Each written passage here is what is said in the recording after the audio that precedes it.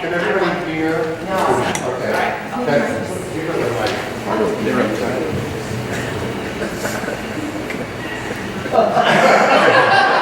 And the day turned into. We're not done with it. Exactly. Hi, my name is Lynn Ballin, and I wanted to welcome you all to this event, which is part of the first annual Lambda Lit Fest Los Angeles. And it's amazing that this is actually the first time we're doing one. And on behalf of the steering committee, I wanted to thank you all for joining us here today at One Archives for this great event. We've had some amazing programs all through the week. You can find everything and all the info at lambdalitfest.org.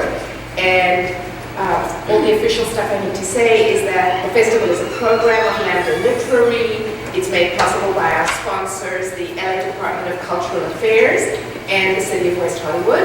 And Lambda Literary is the largest LGBTQ literary organization in the world, also like One Archives, and sponsors events all year round, and you can go to that website, which is lambdaliterary.org. Tonight, here's the good part. Tonight there's a party.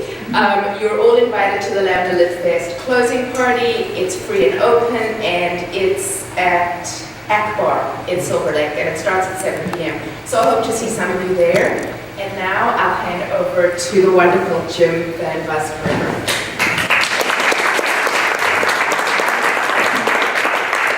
Thank you all for giving up such a glorious afternoon. I'm Jim Van Buskirk, and with my partner Alan Sawyer, we came all the way from San Francisco to the first annual Lambda Lit Fest. And when there was a call for entries for the community part of it, I thought, well, I want to be involved somehow.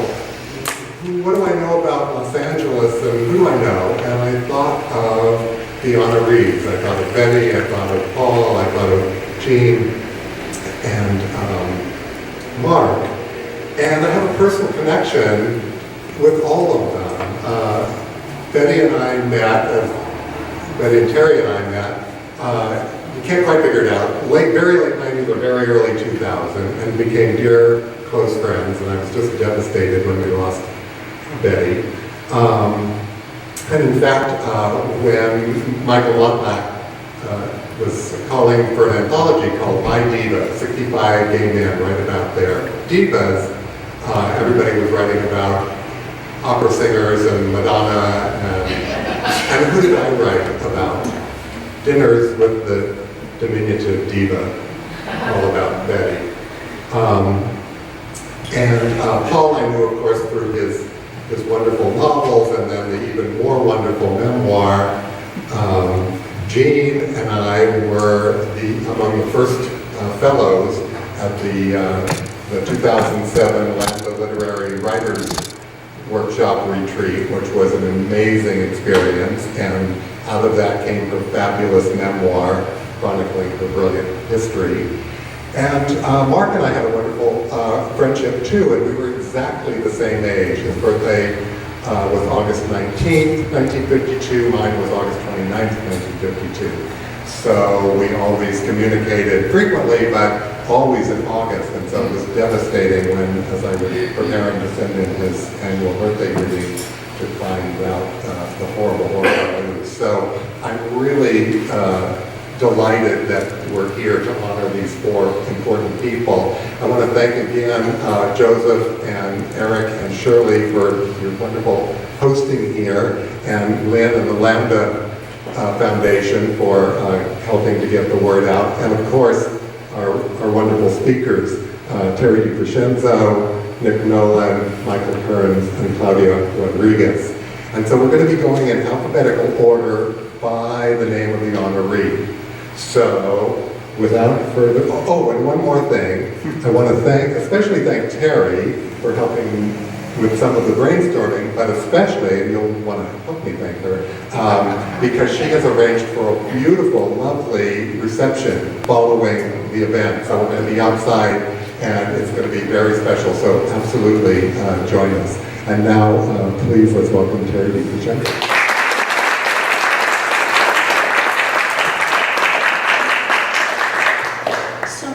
I think I'm going to try it this way. Can everybody hear me? Yeah. Good. Okay. so, I think when one tries to pick what from a body of work to choose to read, it's hard.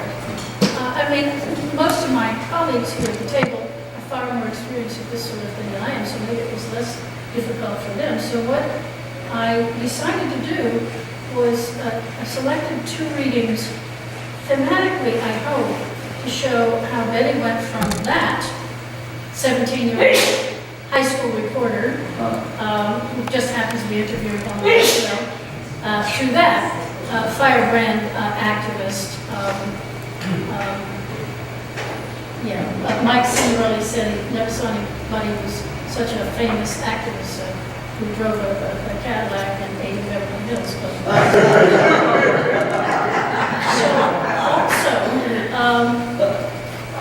The first piece is about her interview with Eleanor Roosevelt, and in the interest of time, I won't read all of it, but you'll get the gist. And the second piece is actually a piece that I wrote for Love West Hollywood about her experience. So see if it comes together in a way. So Betty says, interview Eleanor Roosevelt? I was beside myself with the thought. As a reporter and a feature writer for the Tucson High School Chronicle, I was always on the lookout for scoops. But this one would be monumental.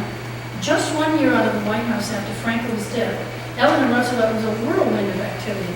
A delegate to the United Nations, a syndicated columnist on the lecture circuit, constantly visiting one corner of the world or another. I'd been a lifelong devotee of the Roosevelts. He was my president, elected when I was 5 years old, and in office when I was almost finished high school. Mrs. Roosevelt was coming to Tucson to give a speech, and I decided I would somehow find a way to talk to her. Was I crazy to think I could get to interview this legendary woman? Well, I told myself, they can't shoot me for trying, can they? I wasn't entirely sure that they couldn't. My big break came when I learned that Mrs. Roosevelt was speaking in the building sometimes used by the Tucson Little Theater. I knew that building intimately, where I could get in, where the star's dressing room was, and where there was an open bathroom window. Happily, I recruited a photographer to accompany me. Are you game for this, I asked as we stood before the open window. Sure, why not, but what about the Secret Service? Oh, she doesn't use them anymore, I said. She convinced them to stay away after she learned how to use the gun. I'd read that somewhere, and I sure hoped I was right. We barely squeezed through the window, and with hearts pounding, proceeded to tiptoe into the hall. I jumped when I heard the voice. Well, hello there. We froze. Nice to see you again. And where are you headed? It was Howard Pyle, a famous war correspondent, soon to be governor of Arizona, whom I had recently interviewed. I took a deep breath. We have an appointment to interview Mrs. Roosevelt. Really, he said. Well, good for you. I just came from talking to her. I'll take you in and introduce you. Fine, I said, trying to keep my voice steady. Lead the way. I couldn't believe what was happening. Howard Pyle knocked on the door of the star's dressing room. A cheerful voice called out, come in. Howard stuck his head through the open door. Mrs. Roosevelt, I just ran into one of our young reporters. I know her from the high school paper. She's here to interview you. Mrs. Roosevelt smiled and waved us in. I moved slowly toward her and shook the hand she extended. Then I stood there, notebook in hand, and I found that I was speechless. Seconds passed. More seconds. What would you like to ask me about? Mrs. Roosevelt asked. I pulled myself out of the dream. I was standing in front of Eleanor Roosevelt and she was actually talking to me. I don't know where the voice came from, but began asking questions. Where were you mostly educated, I asked. Mrs. Roosevelt answered that she was mostly educated in Europe, and in response to the next question, she described the ways in which European schools were different from those in America. She said there's much more emphasis on learning languages because in Europe the countries are so close to one another. She also said she thought students of my generation were much more aware of contemporary world problems than they had been before. What do you remember is the most important thing that happened in their education, I asked. She said, I think the most treasured lesson I received during my schooling came from a teacher who had the remarkable ability to make one curious about things. She made you so interested in the subject that you wanted to go further and find out why it was so. I scribbled furiously. As the interview progressed, I became aware of feeling incredibly attended to by Mrs. Roosevelt, as though my questions were of utmost importance. It was only later that I understood that this quality is the hallmark of a gifted politician, the ability to convey enormous interest in whatever's being said to them. Several times during the interview, we were interrupted by an assistant, who on first seeing us looked alarmed. She knew we weren't skeptical, but Mrs. Roosevelt gave her an almost imperceptible nod. Not a word was said, but acceptance of our presence was established. During these interruptions, I was able to observe Mrs. Roosevelt more closely. She wore a simple, long-sleeved black dress topped by 3 strands of pearls, and at the V-neck, the Girl Scout pin so often seen in photos. A corsage of gardenias was pinned to the left shoulder of her dress. In addition, there were 2 surprises: fire engine red fingernails and a lacy black net over her short gray hair. I assumed the net was to keep her hair in place until she went on stage, but it never came off, and was still there in the Los Angeles Times photo I saw of her a few days later, apparently a permanent hedge against a single hair escaping off perfection. And the final question, Mrs. Roosevelt responded with a long, thoughtful answer. I was momentarily distracted by the thought that should the building suddenly catch fire, Mrs. Roosevelt would undoubtedly continue to answer my question as she calmly led us all to safety. One last request, could we take a picture? She smiled graciously and motioned to me to stand next to her chair. I did so, and thus am recorded beside Eleanor Roosevelt in my tidy dark suit, clutching notebook and pencil, looking as though I had just done something of great moment. And indeed I have.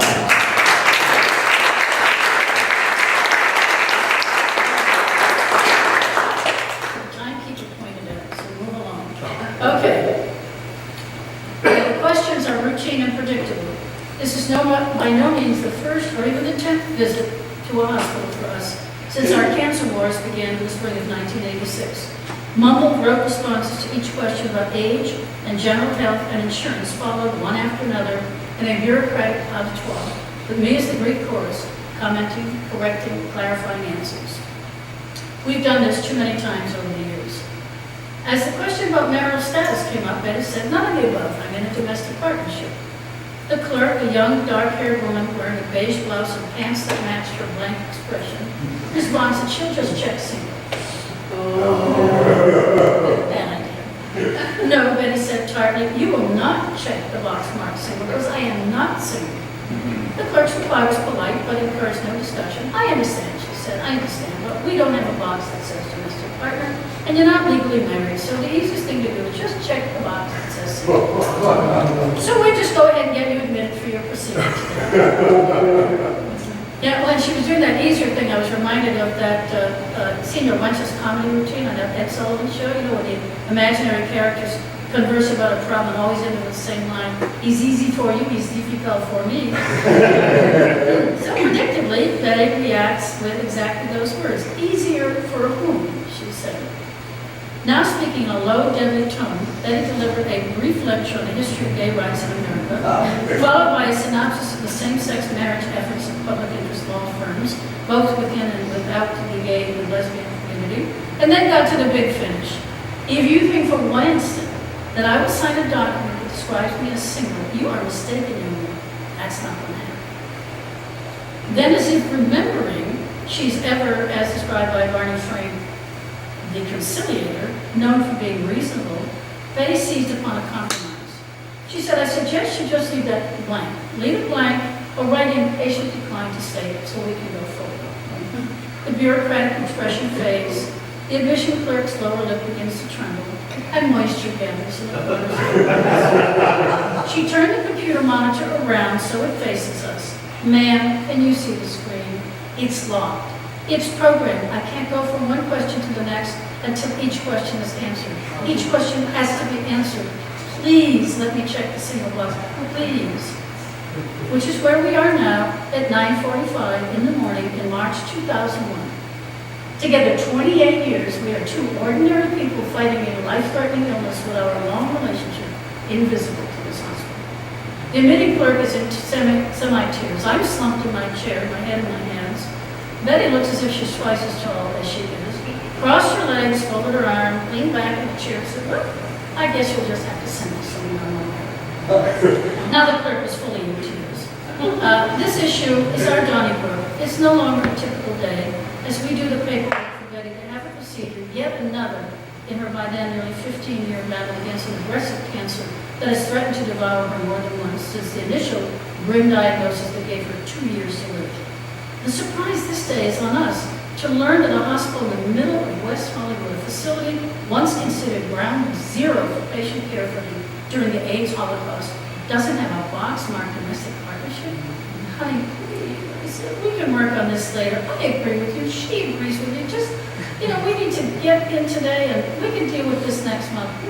She looked at me coldly and said, what bullshit. She said, Sherry, that is just pure bullshit. That's just your excuse for not doing the right thing. I am a gay activist. I have devoted the past 30 plus years to making things better for our people. And you think I'm going to just sit here and overlook this insult from a hospital in West Hollywood? Forget it.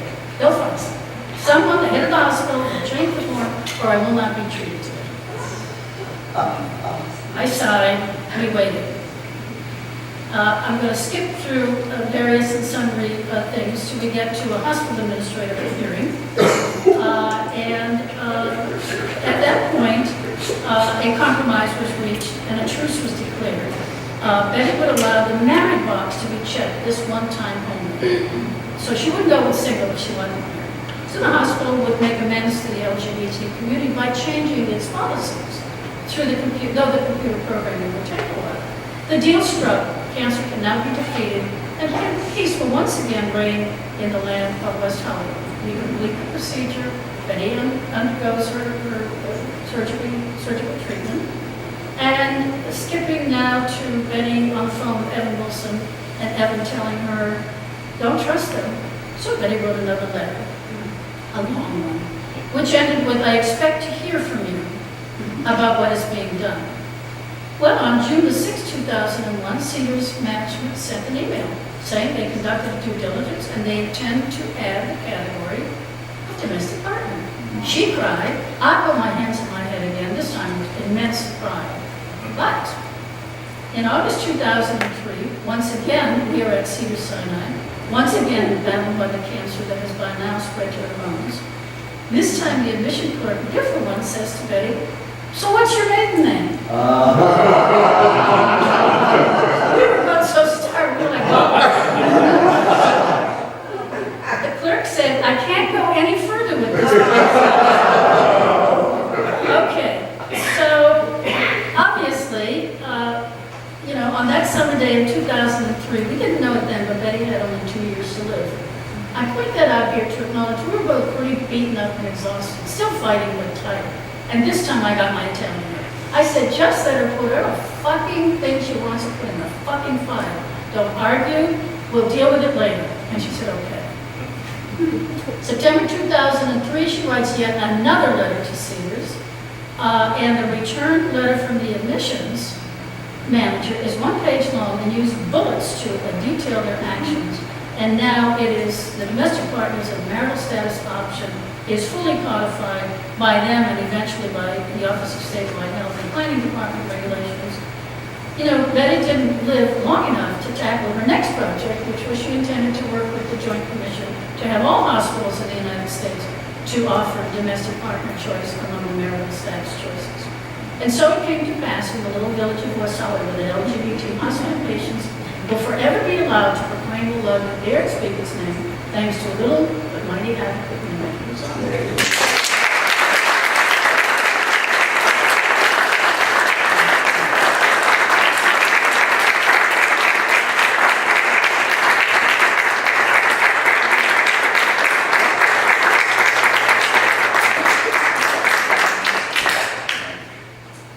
Good afternoon, everyone. My name is Claudia Rodriguez, as was mentioned earlier, and I have the honor of sharing some of Jeanne Córdova's work. I'm going to take a different approach. As Terry said, it's a really challenging task to try to select a work that fully encompasses, with the breadth of an accomplished, not only activist, but writer as well. So the professor in me,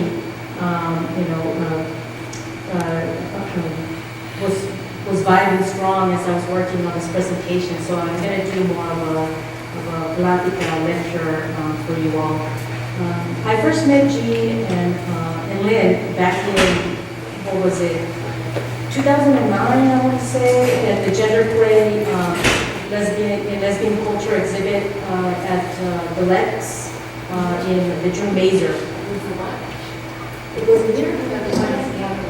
Oh, okay, so it was, but I know it was in West Hollywood, and we were performing, and that was the first time that I met Jeanne, and from there, I had the opportunity to work with her on other projects, and eventually call her a friend and a mentor. And for those of you that don't know who Jeanne was, she is someone who, quote, had been living through, reading, and contributing to feminist lesbian history for nearly 4 decades. That's how she self-identified. She earned a master's in social work at the age of 22 from UCLA, and had established herself as a young activist for lesbian gay rights, who wrote her dissertation on community organizing in the lesbian community. And perhaps for many of us, it's like, big deal. But at the time, when she proposed the idea or the concept to her advisor was not very supportive, because her advisor said that no such community existed. Right? Yeah, so how can you study a community that is invalidated? So, while serving as the president for the LA chapter of the Daughters of Panelists, she saw the need for a publication to give voice to the new generation of lesbian feminists, and she began the Lesbian Tide, which I believe you can see some of the work back there in the, what did you call that wall? The wall of publications. How apt. So there's copies over there, some of the magazines that she was responsible for publishing.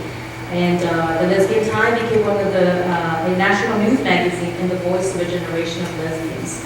I want to take a little tangent by saying that a lot of the work that I'll be reading, some of the quotes that I got, are directly from Jeanne's blog, which if you haven't visited, it's called thislesbianworld.blogspot.com. So you could go and peruse at your own leisure and see what some of her musings were. So after establishing the Lesbian Tide, this led to her being a human rights editor for the LA Free Press. Jeanne, as many of you know, was a true pioneer. She had many firsts on her resume. And one of the first was that she was the first to organize the first National Lesbian Conference, fighting for the first California anti-gay initiative, and this was in 1973. She transitioned into the presidency of the Stonewall Democratic Club and led the California statewide campaign to elect 88 openly gay delegates to the 1980 Democratic National Convention. Right, this is in 1980, right? I mean, as it is right now, we're dealing with a lot of backlash as marginalized communities, however you fit within that umbrella term. And so you can imagine during the 1980s, for other historians that are here, probably the beginning of the height of the AIDS epidemic, right, which was a travesty and an epidemic that ravaged our community. She founded the community Yellow Pages, which gathered hundreds of Southern California gay and lesbian businesses in one gay Yellow Pages. For those of you that are too young to remember what before Google, you actually had a giant book that was literally yellow. You could look through businesses and find. There was no 5 stars telling you where to go.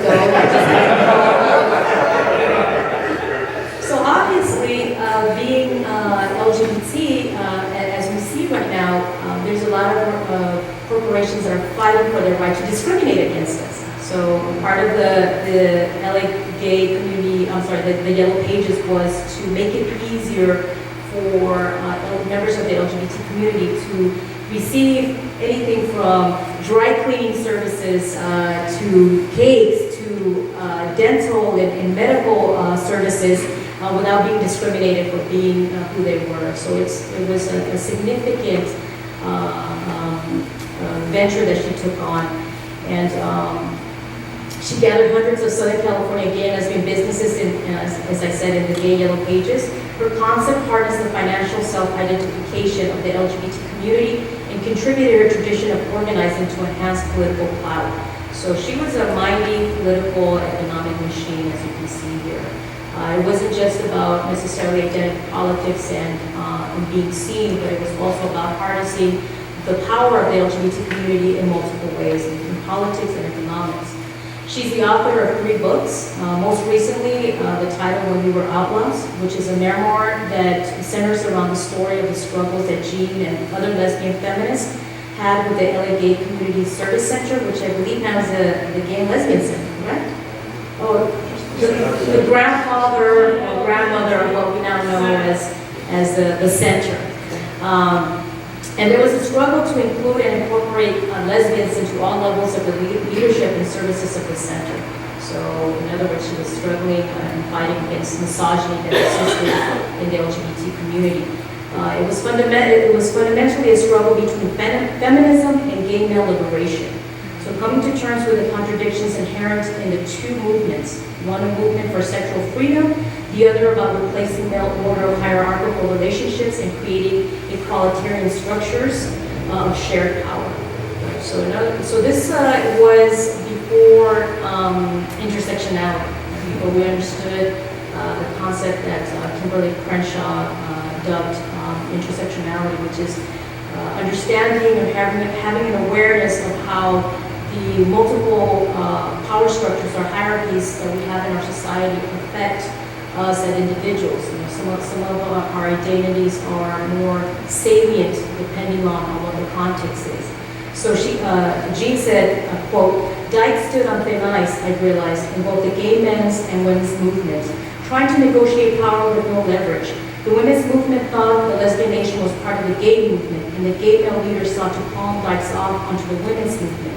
So she was an activist, as I said, at a time when we didn't understand or fully embrace the concept of intersectionality as we do now. She was struggling against gay men's misogyny and straight feminist homophobia, who Betty Friedan called the Lavender Menace, right? So at the time, many feminists didn't see how lesbians fit or had a role in the women's movement. So her response to this quandary was to become what she termed a lesbian primacist. Maybe some of you heard her say that, and she was very proud of that. And she says, and I quote, "I urgently believed that the answer was to build an independent lesbian movement on a national scale. I became what I called a lesbian primacist. If someone were to look back over the purposeful trial of my political activity and journalism over the last 35 years, you'd see I've always been pursuing the building of a lesbian counterculture in the politics, not of separatism, but of primacy, called Lesbian Nation. I adopted the politics of separatism on a personal, but never on a political level. As a political, I believe that lesbians had to make coalition with gay men, with women's, black, brown, anti-war movements. But I believe that to be a good soldier, you have to go to boot camp to get the fundamental values and goals."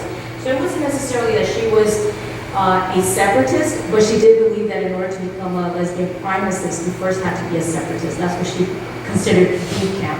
In order for you to really understand, I guess, the values and the ideals, and also the struggles of what it meant to be, a lesbian in our society, in order to really be able to push forward the inclusivity of lesbians in all movements.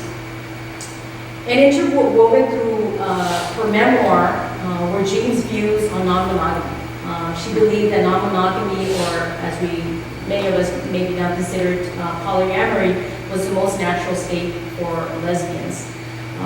One last note about When We Were Outlaws was that she dedicated it to the queer youth of today, whose activism now gives their elders such pride. And if I could say that was one of the things that I appreciated about being close friends with Jeanne, was that she was really invested in making sure that, not in a condescending or patronizing way, which I think sometimes young people feel when they have a relationship with elders, like, oh, you don't know, or back in my day we used to do it this way. it was a very bi-directional relationship that she had with the younger generations. You know, she was very much about being open to having her ideals and her ideas challenged, and to being aware that our community is fluid and our identities are contextual. What do I mean by that? That, you know, as much as politics shift in our society, so do our priorities and our needs. So she didn't want to be someone that was not supportive of the current generation. And I'm going to read an excerpt from her blog. It's called Michigan, a Butch Feminist Response. And for those of you that are not familiar with the Michigan Women's Festival, I'll be honest with you, I've never been. I don't even know if it's still happening, but I know that for a long time it's not. Some folks are shaking their head that it's not. So, but I do know that for a long time there was a lot of contention around it. You know, specifically as to whether or not this lesbian music festival should allow transgender women to participate in their, I believe it's like a week-long, camping in the woods. So this is what Jeanne said. As a woman-born woman and a butch, the quote-unquote lived experience of being born woman-born has been somewhat confusing to me because I was socialized as male as well as female. Growing up, my parents and sibs treated me as gender neutral or mixed gender. I was raised as my father's son and my mother's daughter. Many of my characteristics, dress, thinking, relational dynamics, etc., are what we termed masculine in the 60s. I know this is to be similar for thousands of butches I have met or talked to over many decades. Yet, butches can go to Michigan. Trans men can go to Michigan. The trans women can do so only covertly. Butches and trans men, most of whom are more male than Michigan's policy suggests trans women to be, are welcome at the festival. This policy holds little logic. Is Vogel saying that, because she's writing a response to someone else's article, is Vogel saying that butches are women-born women? This is at best only partially true. Most trans men I know appear to have less lived experience as a woman than I did. Are Vogel and other supporters of the current policy then talking about how much lived experience is enough to get one overtly into Michigan? How much is enough? 5 years? 20? Slicing and dicing this qualitatively or quantitatively is a path too complex and inherently too dishonest for us to go down. I think we should instead go down the path of self-identity as being a valid enough ID. If trans woman has voted to take on the burdens of female identification, I believe that is a license enough to admit her into a female-only venue, especially if she is a feminist and or aware and educated enough, as many women or women are not, of what it means to be a feminist. Fortunately, perhaps only as an accident of timing, I came of age at the dawn of feminism and was privileged enough to be taught the value of being a woman, a feminist, a lesbian, and a woman of color in an otherwise sexist and racist world. So as a butch feminist, I challenged Michigan to take the next revolutionary step and straighten out its illogical and non-foundational interpretation of femaleness. I put out my thoughts and opinion in order to further our discussion of what it means to be a woman in 2013. If responding, please remember the truly foundational precept of feminism, sisters talking to sisters. So let's talk and not hurl accusations. If Michigan doesn't stand for that, what does it stand for? I think even though this post was written in 2013, it is still so timely, especially, I don't know if you've been on social media, you've heard of what the famous Nigerian feminist author Chimamanda Adichie has said. Some very controversial comments about, in my opinion, are essentialist in terms of what we as a society consider to be woman, who has the rights to claim the experience of womanhood. And so I chose this piece because one of the things that, aside from pushing LGBT politics, one of the things that Jeanne in her writings was devoted to was to making us better, which I think is important as writers. The author said here, Romposo who is a Chicano from El Paso, says that it's important for us to talk about our cultural experiences, not just for simply for the simple act of celebrating our cultural differences and for having cultural pride, but also so that we can push the boundaries and make our culture better. And I think that Jeanne was very committed to doing that as well, in her engagement in conversations, in her wanting to take on a very, at the time, very controversial issue that was polarizing the feminist community. And so I wanted to share that. The other thing that, especially for those of you that knew Jeanne for a long time, one of the things that you know about her was that she was unapologetically butch. She was a stud, she was a daddy, she was a hot piece of ass, right? She was very proud of claiming that. You know, you see her picture, she was hot, you know, and both in her aesthetic, but also in her energy and the way she carried herself and her confidence. And I chose a piece a quote that talks about her and her identification of being butch. Quote, "The radical core of being a gender non-conforming woman means embracing both the masculine and the feminine self. Butch is more than a noun. It is a way of life enriched by its painful past and made noble by its authentic present. Movements grow and change through splits and shifts. They are common and not harmful. So as long as they are issue driven rather than personality based." And then I was reading through her blog, and she wrote about so many different things. And one of the things that she talked about was the importance of looking dapper, and how for her that was a political act as well, right?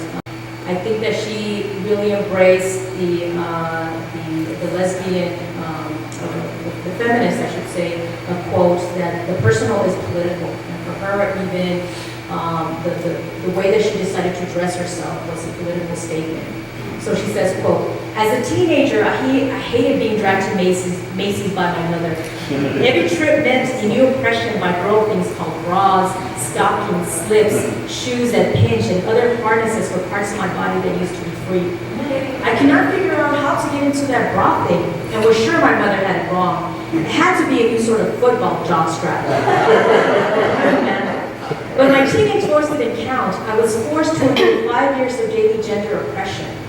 In my first year of college and freedom, I was sure I still hated clothes shopping, but I had to wear something. So back to Macy's I went, parking my Chevy in the only free parking spot I could find, and accidentally entered the store by another entrance. What a shock! I found myself in paradise, Macy's, the boys' department. The colors, the styles, real jackets, normal shoes, and trousers. I couldn't believe it. There was nothing wrong with shopping. I just been lost in the women's section. I've been lost in the women's section all these years. Thrilled, I moved on and had an identity crisis in the men's department. And no, it never occurred to me that I was crossing the evil waters of the gender binary. I hadn't a clue. My body was just responding instinctively to all the right clothes. But my lifetime trauma wasn't over. As my body grew into a woman's with several butch features, like being short-waisted, that women's pants crawled up to my breasts, and the men's shirt sleeve hung below my elbows, I spent the next couple of decades running back and forth between the various departments, including petite, looking desperately for an article of clothing that fit without causing havoc within my cross-gendered psyche. The low-waisted fad was terrific, but I went years not buying new socks until the young men's department, and young men themselves, finally stopped wearing children's socks. I always buy 3 of everything that fits because years might pass before I find another shirt that worked with my butch wardrobe. Becoming a feminist helped me understand the politics of clothes. That clothes were made to reinforce heterosexual stereotypes and to marginalize those of us who didn't fit the fashion paradigm of male and female. That's when I got angry and started dressing with a political vengeance. I wanted to prove to the world that a masculine inclined woman could look dapper. I even trained my siblings and parents. When my mother bought me gold earrings on my 40th birthday, my father, seeing my sad face, offered to take them away and bought me a cool black belt instead. So again, she found a way of inserting her political views in so many facets of her life. And I know that our clothes, that as the illness progressed and she started losing weight, that she made it a point of sharing her clothes and, and passing it on to other dykes, and baby butches and trans folks, so they could continue on the tradition of looking dapper. And at her memoriam, I know that was one of the things that was very evident, that people were wearing hats representing and looking sharp in the way that, that it was customary for us to see her. I have one last excerpt from her blog, and this is from August 26, 2009. This is entitled "When Butchdom Was in Flower." I've just had one of the most unusual experiences of my life, being in an unknown city surrounded by 400 butch-identified women, dykes, boys, trans folks, youthful strugglets, aged bull dykes, feminists, she-he's, rapper aggressives, classic and soft butches, and every one kind of lesbian butch I've never seen or heard about. Yeah, I was there at the start of the new movement being born with the great family of LGBT people, but here the B stands for butch. Yes, I'm talking about the first ever Butch Voices Conference in Oakland, August 20th to the 24th, 2009. Walking into the grand ballroom of the Marriott up to the stage to give my keynote address, I saw and felt a great wave of power and awe sweep toward me. The power is a surge felt all women, yet also masculine, a rough and tumble yet strangely elegant surge of love. What is this power, I asked myself as my shoulders coiled in fight or flight mode, the first instinct of growing up butch in a hostile world. But when I saw Joel Gomez in the second row stand up and start clapping, and then the whole room rose up like an old bull rising to her feet one last time, and I realized that they were clapping for me, like I was Achilles returned from a lifetime of war. And suddenly I realized that this surge was the force of butch love. And it wasn't just for me, it was for each other. None of us have ever in our lifetime been,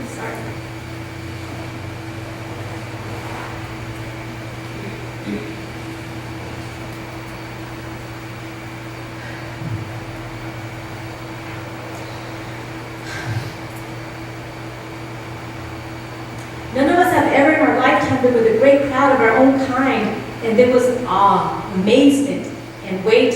I remember the feeling from the 70s, great bands of lesbian feminists gathering and shouting and reveling in sisterhood, but only this time it was a lesbian brotherhood. And later I found myself in a workshop led by Sasha T. Goldberg, a room packed with 60 butches who'd come to hear what the hell the workshop titled Bull Dagger for Women Identified Female Pronoun Using Butches meant. And what it turned out to mean was some fear that our kind of butch might be an endangered species. We worried that so many of the young butches were choosing an unusual combination of mixing butch with masculinity. Did that mean that our definition of butch was going to be cut off at the knees? We put our fear out at the table and looked at it. We talked about the loneliness of growing up as the original gender warriors of lesbianism. And out of that shared pain came the realization that we need to redefine butch in a post-trans world. And out of this realization, we decided that we would not surrender to fear, not even to the fear of extinction. No, that's not the butch way. We don't surrender to fear. So we decided we're not going to be cut off at our knees. We're not going to be cut off. We decided we're not going to cut off our junior brothers who are taking butch beyond the binary of male and female. How could we reject them when our lives are about demanding that the straight world move over and accept the existence of masculine women? How could we divorce them off when they're only creating a new platform on the freedom we fought to give them? And so it was decided, almost from the very first day, not just in this workshop, but the Butch Voice Conference as a whole declared that we didn't want to draw a line between female and male-identified butches. We didn't want to be cut off from the new shadows of what it might mean to be butch. We just said no to dividing ourselves along the patriarchally created lines of binary genders that we fought so long and hard to bury. And in case some dykes are out there saying, so what's the big news? A bunch of guys got together and decided they're all guys? That wasn't the case. When I gave the conference organizing the title of my keynote, quote, Keeping Our Feminism While Exploring Our Masculinities, I thought I might be a lone voice of feminism at the weekend, but I was determined to insist that the new generation of butches know the strength of feminism and don't grow up without it. So I was shocked and overjoyed when butch after butch, particularly the African American working class butches whose voices were strong this weekend, claimed feminism as a cornerstone of their own ideology of butch. And yes, butch voices also taught me a lot about class, things that this other class, privileged Chicana feminist class that butch never knew. And I had one of the best nights of my lesbian life, rocking to the performance night talent called Butch Nation, which blew the roof off All Humanity Hall in Oakland. But these are other stories, more stories about butch voices that I hope to write about later. Thank you.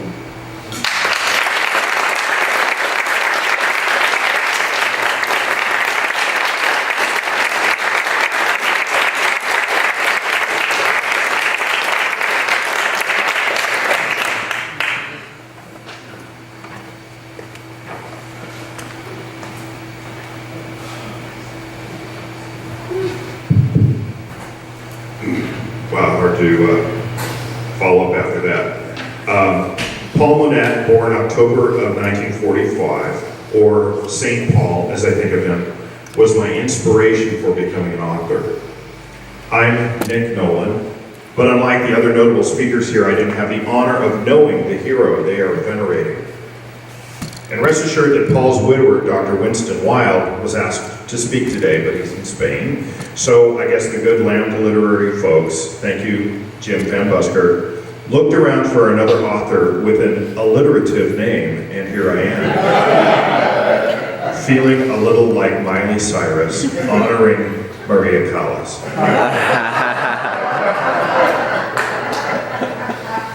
A little about me, but only as it relates to how I was affected by Paul's work.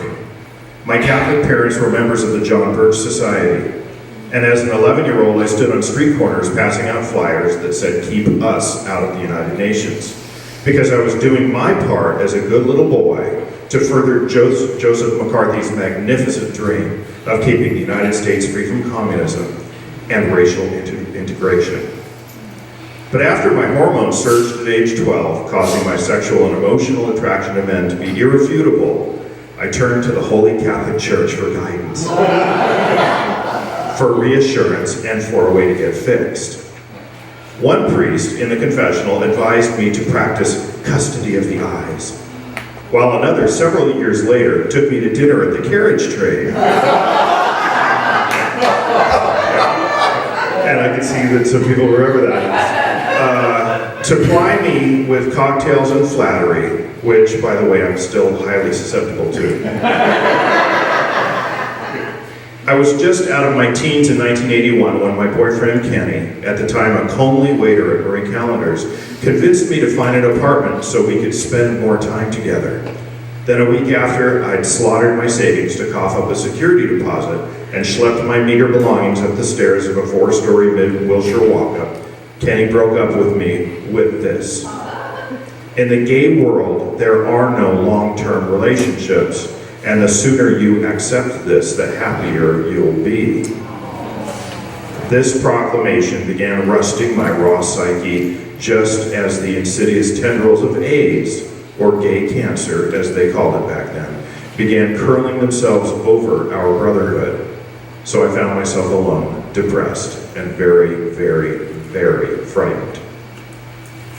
By 1993, AIDS had done to our community what Mrs. O'Leary's cow did to Chicago. We were 10 years scorched. Scores had died by inches, as Monette once wrote, and it seemed there were new hotspots sparking each day. To say that each of our loved ones and all of our emergency personnel were shell-shocked back then is an understatement. In the meantime, my mother began a decade-long campaign of mail-order pamphlets from Father Joseph Nicolosi's Catholic Change Ministry, along with terse phone calls insisting that I return to the church so I could, quote, cure my perversion.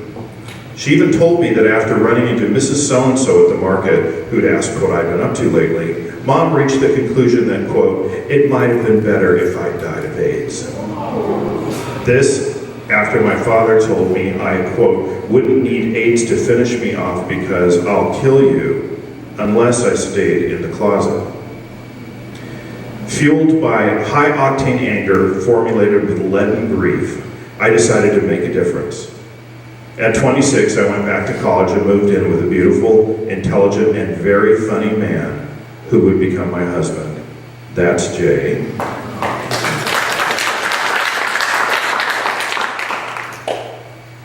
That's Jay 30 years later, so clearly Kenny was wrong. Kenny was wrong. And when I finally finished my BA in psychology at the age of 32, I answered an ad in the LA Times for a job working with the homeless and recently incarcerated LGBT youth at the Gay and Lesbian Adolescent Social Services, also known as GLASS, in 1993. I had no experience, but somehow I was hired. It was at GLASS that I kept hearing about Paul Monette because of his friendship with Dr. Betty Berzon and my then boss, Terry DeCrescenzo, LCSW, the founder and executive director of GLASS. In the business office, I overheard conversations about Paul's novels and autobiographies, his recent National Book Award, and his roller coastering health. Then one day in 1995, I overheard Terry choke back tears as she relayed how Winston had trudged up the hill at Forest Lawn just to sit at Paul's grave to sob and to just be together again. On my way home that evening, I stopped by the West Hollywood Public Library and checked out Taking Care of Mrs. Carroll, one of Monette's early novels. You see, for the same reason that I never watched Longtime Companion or Philadelphia starring Tom Hanks, spending time with someone losing his beloved to AIDS was not my idea of a happy nightstand reading, especially with my beloved snoring beside me. But Monette's novel I devoured every page. Proudly, a few days later, announced to Terry that I'd finished Mrs. Carroll. Read Becoming a Man, Terry coolly advised, adding sotto voce. Unfortunately, AIDS made Paul the peerless writer he was destined to become. Once again, on my way home, I located the desired copy at the library and was soon hooked and profoundly inspired.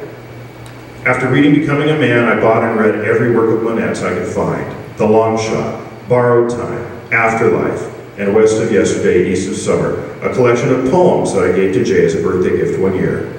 Here's one of my favorite passages from Becoming a Man.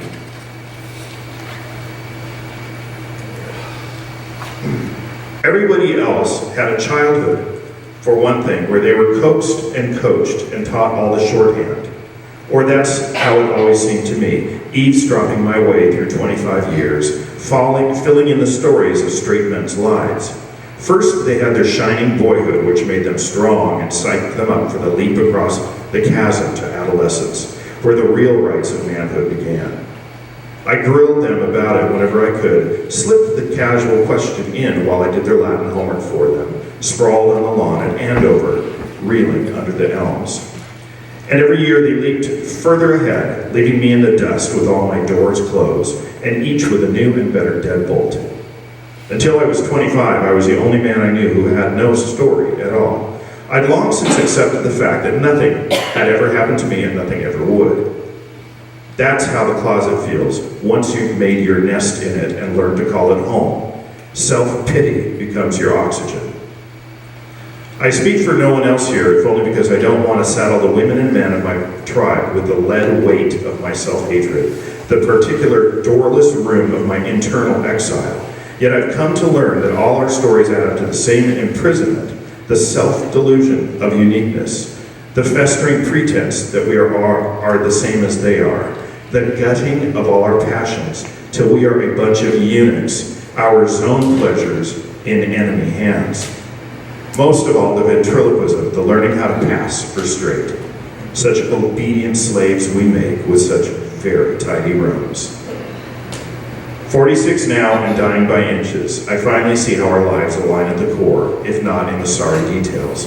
I still shiver with a kind of astonished delight when a gay brother or sister tells of that narrow escape from the coffin world of the closet.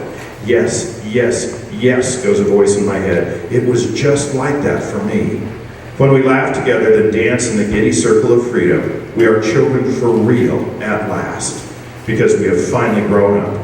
And every time we dance, our enemies writhe like the witch in Oz, melting, melting, the Nazi popes and all their brocaded minions, the rat-brained politicians, the wacko fundamentalists, and their book of lies. We may not win in the end, of course. Genocide is still the national sport of straight men, especially in this century of nightmares. And death by AIDS is everywhere around me, seething through the streets of this broken land. Last September, I buried another lover, Stephen Kolzak, died of homophobia, murdered by barbaric priests and petty bureaucrats. So whether or not I was ever a child is a matter of very small moment. But every memoir now is a kind of manifesto as we piece together the tale of the tribe. Our stories have died with us long enough. We mean to leave behind some map, some key for the gay and lesbian people who follow, that they may not drown in the lies, in the hate pools and foams like pus on the carcass of America.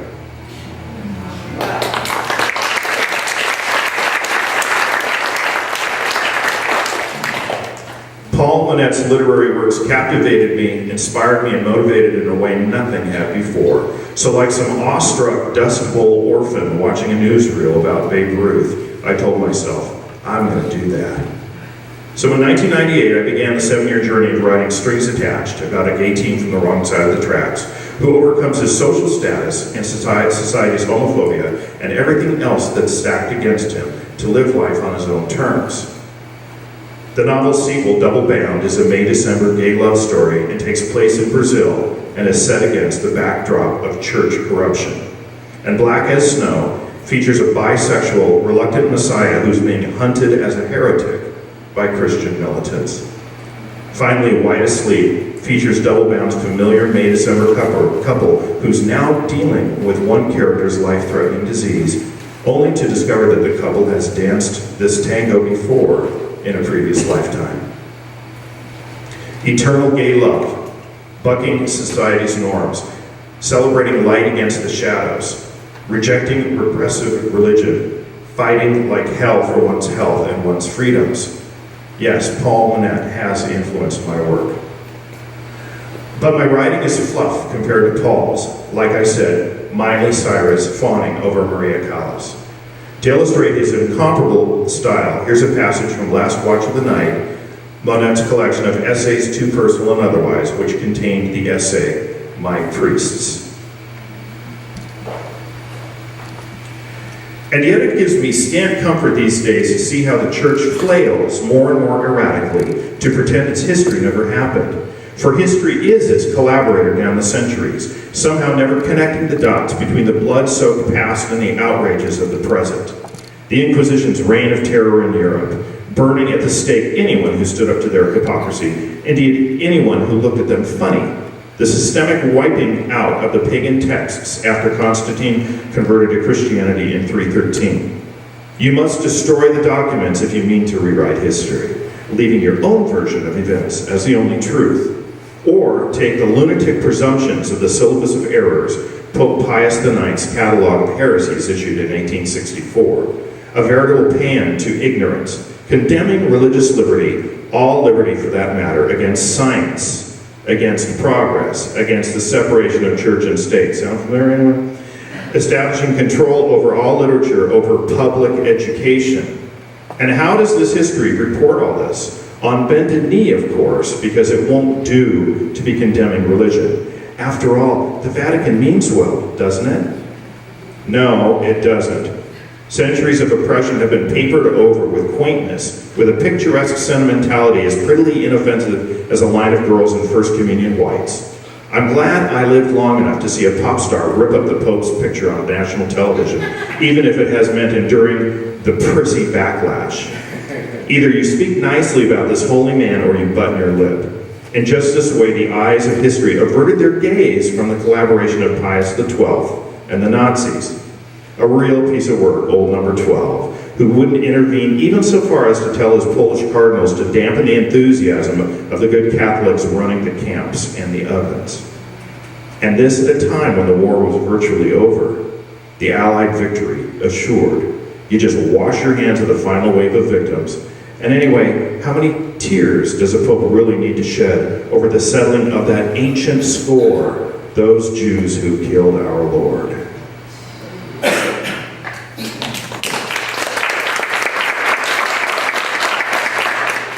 To me, Monette's prose read like a chainsaw built by Cartier. Precisely engineered, meticulously assembled, and as beneficial as it was sublimely vicious.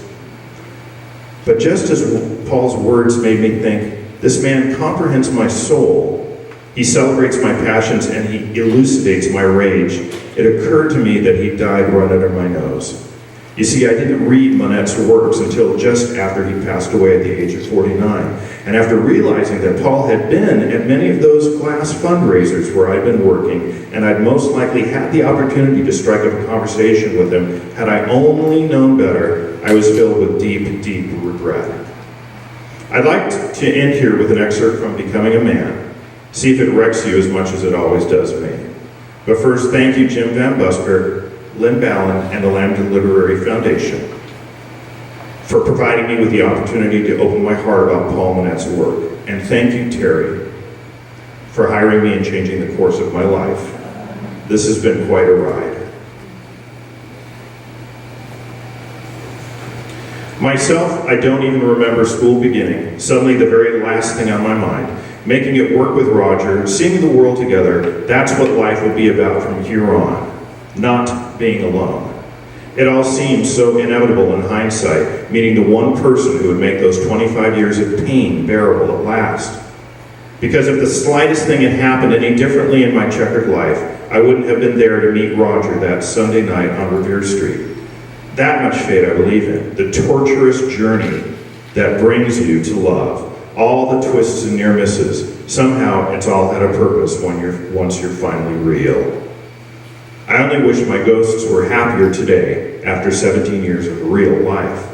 Not that the moment of our meeting ever loses its shine or the knowledge that one will never again have to make do with the shadows. But the fevers are on me now. The virus mad to ravage my last 50 T cells. It's hard to keep the memory at full dazzle and so much loss to mock it. Roger gone, Craig gone, Cesar gone, Stevie gone. And this feeling that I'm the last one left in a world where only the ghosts still laugh. But at least they're the ghosts of full-grown men, proof that all of us got that far, free of the traps and the lies. And from that moment on, the brink of summer's end, no one would ever tell me again that men like me couldn't love.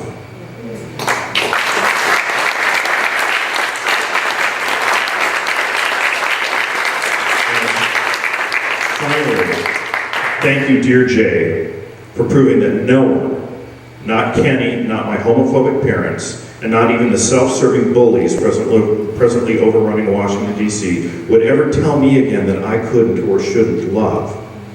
I regret that I didn't know Paul Monette, but like the hero or spiritual father that he's been to me, I believe St. Paul would be gratified knowing he's been a vital link in the life Jay and I've built as a loving couple, always pushing forward,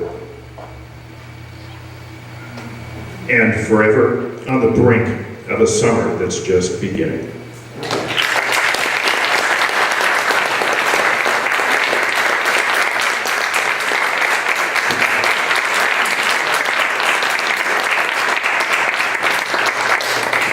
I don't know, you guys. I don't know. Mark Thompson. When I think of the word advocate, I often do think of the newspaper. But I also think of Mark. You've heard about activists and artists who are inevitably, in the culture that we live in, also advocates. And I'm going to read first. This, by the way, Mark, again, as Terry said, it's so difficult to choose something. This seems to be my voice of Mark. That's the most intimate somehow, and it's the one that's by my bedside if I miss him, which I do. Okay, so I'm going to read part of the intro to this book, Advocate Days and Other Stories, dated December 1st, 2009, and it's inscribed to my daughter. I'll never forget the first first advocate I ever met. It was 1968, a year of personal and political awakening for many people, certainly for me. It was a time of revolution, no more symbolized in my eyes than by the grainy black and white images on a television set propped up in a stranger's living room.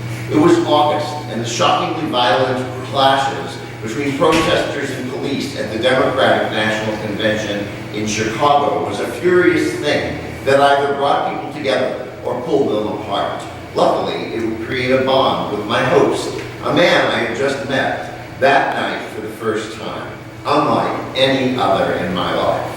"So, my fine fellow, what to make of it all?" Laszlo told me, asked in a softly accented tone. Laszlo was from Hungary, and his voice was as melodious as the music from his native land. We were standing in a small balcony, enjoying his daughter's second-story bedroom. Kathy and I had become fast friends while working together on the Sandpiper, Carmel High School student newspaper. My family had moved into the area not long before, during the first semester of my freshman year, and like a duck to water, the first thing I did was sign up for the journalism class. Now, a year later, I was one of its editors, and Kathy, my star reporter. I had already met her mother, Laurette, a vivacious and warm woman who had quickly opened her heart to me. But it had taken until tonight before I could meet Laszlo. Although he had no way of knowing it, Laszlo was already a legendary figure to me. He had escaped Hungary on Good Friday, 1950, no longer able to tolerate communism's totalitarian grip.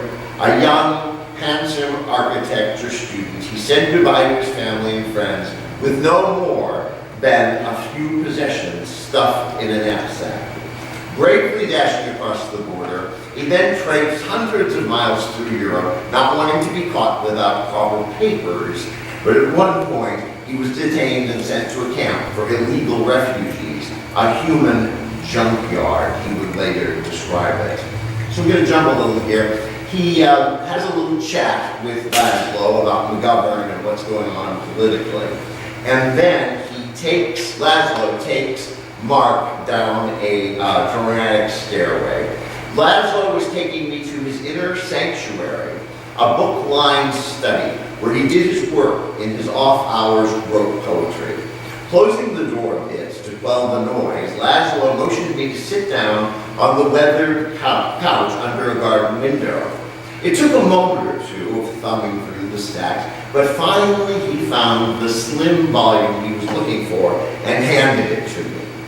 "Here, I know you're a studious reader, and I think you'll like this book a lot," he said. "It is one of my favorites, and I'd like you to take it." The book was an old leather-bound edition with faded gold type on the cover, but even in the soft light, I could easily read the title, The Ballad of Reading Jail by Oscar Wilde. I was speechless for a moment. Someone whom I had only met moments before had just handed me something that was much more than words on a page.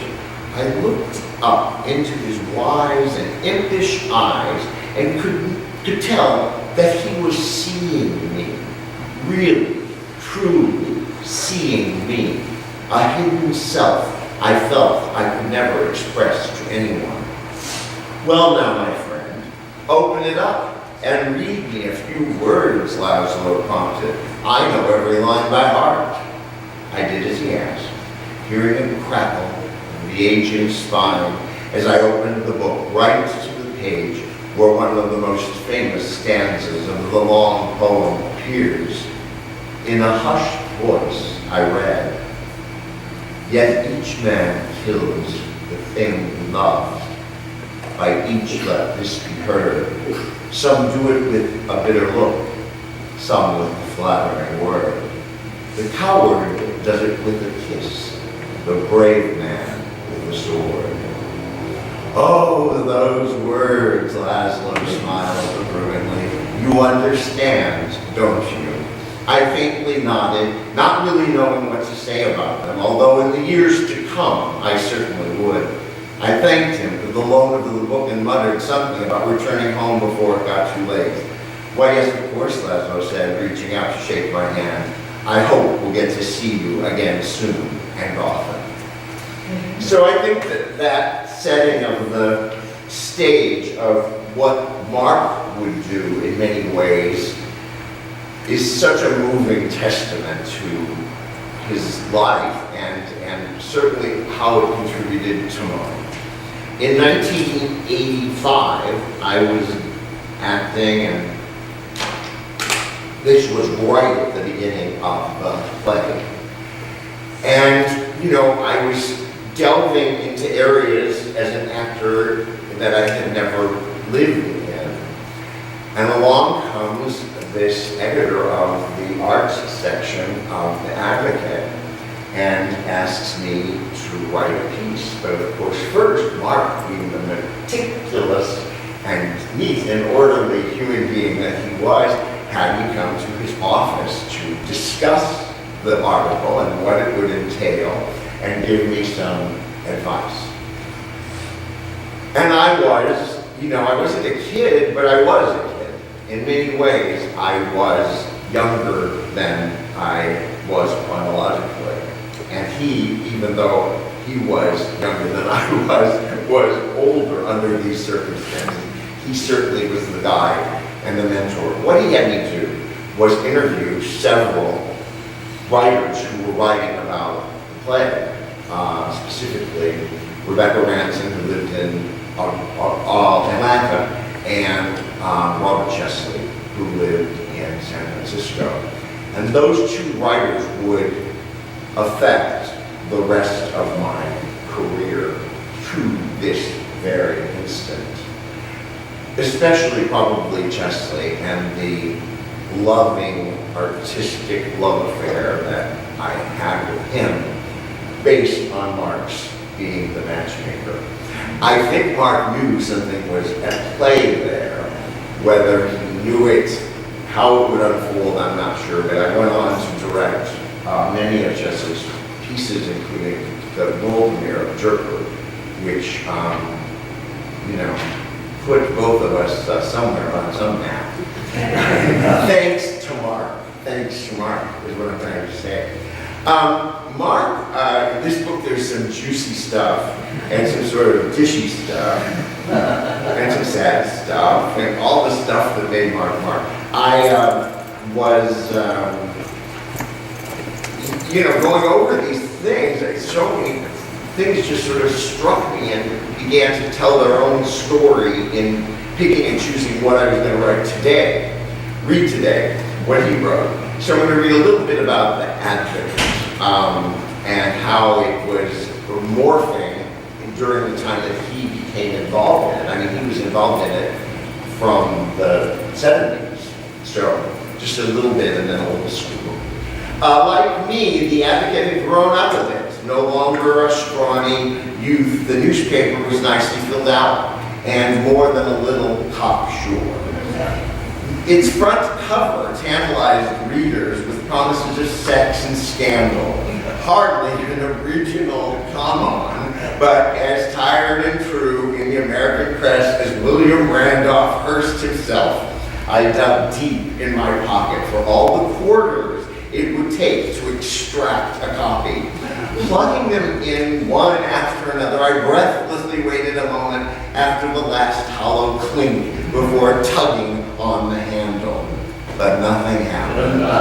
The machine refused to even. I hear some of you laughing knowingly. I stared at the pictures of naked boys, so seductively near, yet just beyond my reach on the other side of a heavily scratched plastic bag. How like sex itself, promising more than it usually delivers. I banged and kicked and cursed at the recalcitrant machine until people began to stare. Defeated and out of quarters, I knew I'd better look elsewhere. I found another machine a few blocks away, and I was down to my last few bucks. I gingerly slid the coins in and lifted the cover with care. It opened! Reaching in, I took hold of a copy of the Advocate and sat down on a nearby bench where I reverently examined its contents. I was stunned by what I found. No more enticements to think pink. recipes with little fish or chatty columns with sly innuendos. The cover was exactly as it intended to be, pretty packaging for the ugly news inside. Gay churches and bars were being firebombed, gay men arrested in droves all over the country, an era of gay backlash and retribution was in full force. We had come so far in so brief a time. Now, where there were proud homosexuals, there were praying homophobes too, deadly in their intent. I thought I had arrived for a celebration only to be met by a season of hate. So I read that and I thought, there's something in here that I'm not getting. This was for today's presentation. Mark revealed to me, probably a couple of years before he died, he said, you know those advocate covers that I used to go get when I was in my 20s? He said, you were on some of those advocate covers. And I said, you're kidding. He said, no, that's how I met you, was seeing you on those advocate covers. But the metaphor is that Mark took me in some way from the advocate cover to the inside and made what was important not how I looked, but what I was worth as someone who could contribute and be of service to a greater cause. So I thought that that suddenly made some sense. Mark wanted to do a show here at One. He was always saying we should do a show like, and sing Bosom Buddies and act silly and tell stories. And he always had good gossip. And I remember I would ask him to tell, I do this with people, if they tell a good story, I want them to tell it again. Like I'll see them 3 weeks later, I'll say, tell me that story again. Just because I love stories and I love to hear them repeated. Anyway, this is one of my favorite stories. I'm going to conclude with this, have a sip of water. The controversy over whether to close the city's many bathhouses was at an epic pitch. After much rancorous debate, they were shut down in October 1984. New York's bathhouses were closed the following year, although many remained open in other cities. Among those leading the charge for closure was Randy Shilts, now a reporter at the daily San Francisco Chronicle. Randy had left the Advocate after nearly 2 years of bitter clashing with Goodstein over editorial policies. Like any good reporter, he didn't want to be dictated to. He rarely mentioned the magazine in his resume and publicly scorned it as he worked his way up the ranks of Bay Area journalists. Randy had come far in a short time. Indeed, just as he predicted, I was proud of my old friend, but not as liking of some of the things he was now saying. In fact, just months before I had seen him at one of the very establishments he was now vehemently attacking. The hot house was probably the most lavish of all the sexual playgrounds in town. A 3-story wonderland constructed within the bones of a turn-of-the-century boarding house in the South Market District. Most of the city's baths and leather bars were in the surrounding neighborhood, which after nightfall had a distinctly naughty atmosphere to it. Naughty in the sense that it was the place where nice boys went to be bad. A lot of the architecture there was Victorian in style, but I didn't think one's attitude had to be in order to visit. Many of my bohemian biker artist friends lived nearby, and I genuinely liked South of Market for all it had to offer. It was the least pretentious neighborhood in town. Moralists and hypocrites need not apply. Yet there was Randy, standing before me on the landing of the grand staircase that ran through the hothouse like a spine. We were both naked except for the 49ers jersey he sported and the boots I wore on my feet. I didn't disapprove of him being there at all, only his taste in fashion and He hadn't seen me clambering up the steps, so our surprise encounter was quite a shock. Stammering with embarrassment, Randy made a hasty retreat down the hall. In keeping with the theme of the place, I thought I looked pretty hot in my black leather boots. Randy looked ridiculous in my eyes. Still, I continued to admire him from afar. While maybe not personally candid or even as correct as he might be in some of his public judgments, Randy Schultz was a courageous and dedicated journalist, a fellow advocate, and exceptional talent.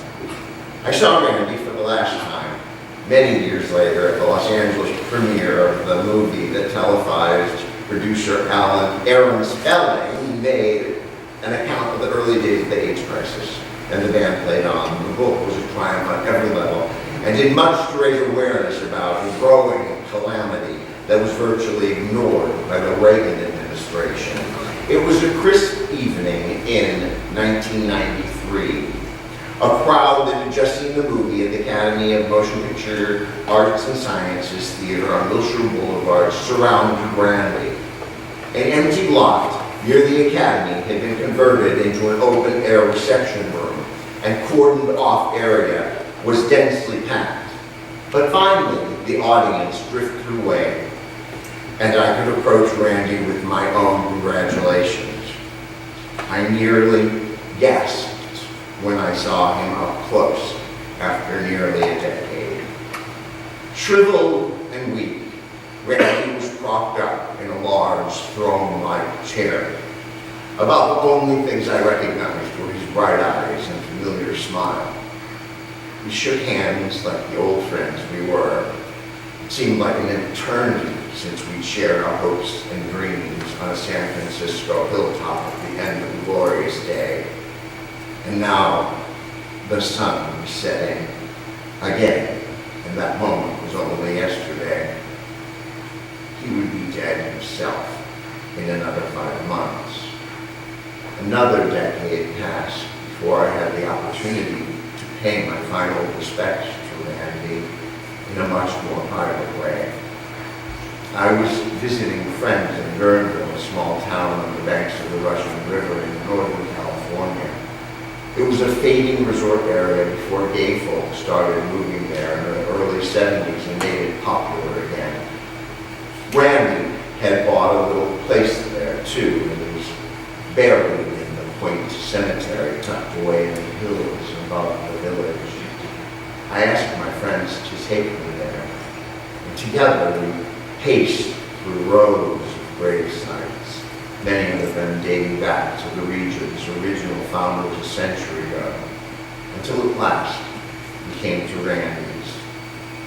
A smallish slab of stone with his name on it was surrounded with similar markers in a newer section of the cemetery. The end dates of the deceased all read about the same, the mid-90s. That's when the plague years finally came to a stop. Dying people miraculously saved by new medications. I was standing among the lucky. With tears in my eyes, I bent over and touched the grave. Goodbye, I said to my compatriot, colleague, and thank you.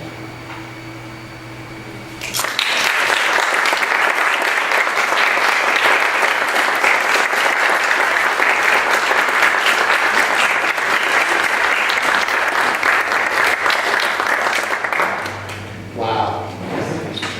When I put this together, I had no idea. Let's give another